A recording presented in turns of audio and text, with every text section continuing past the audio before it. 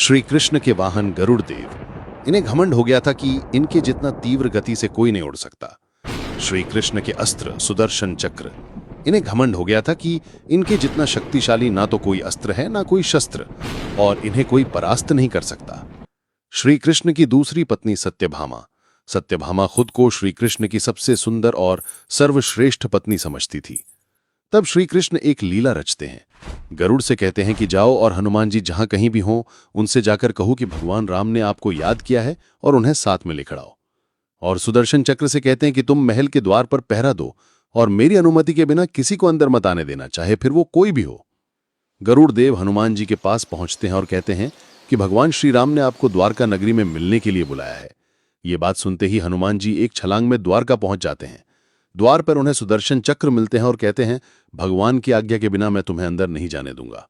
हनुमान जी कहते हैं, प्रभु मेरी प्रतीक्षा कर रहे हैं, उनसे मिलने से मुझे कोई नहीं रोक सकता, और सुदर्शन चक्र को पकड़ के अपने मुख में रख लेते हैं। हनुमान जी को देखते ही कृष्ण हनुमान जी को राम अवतार में दर्शन देते हैं। सत्यभामा को देखकर हनुमान जी कहते हैं, प्रभु ये दासी कौन है और सीता माता कहाँ है? तभी वहां रुक्मिणी जी आती हैं और हनुमान उन्हें सीता मां पुकारकर चरण स्पर्श करते हैं। ये देखकर सत्यभामा चौंक जाती है।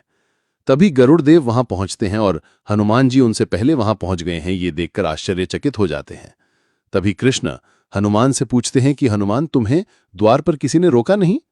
हनुमान जी कहते, रोका था प्रभु, लेकिन आपसे मिलने को विलंब हो रहा था इसलिए मैंने उसे मुख में रख लिया। फिर हनुमान जी सुदर्शन चक्र को मुख से बाहर निकालते हैं। श्री कृष्ण की इस लीला से इन सब का घमंड चूर चूर हो जाता है। बोलो हरे कृष्ण हरे राम फॉलो करिए।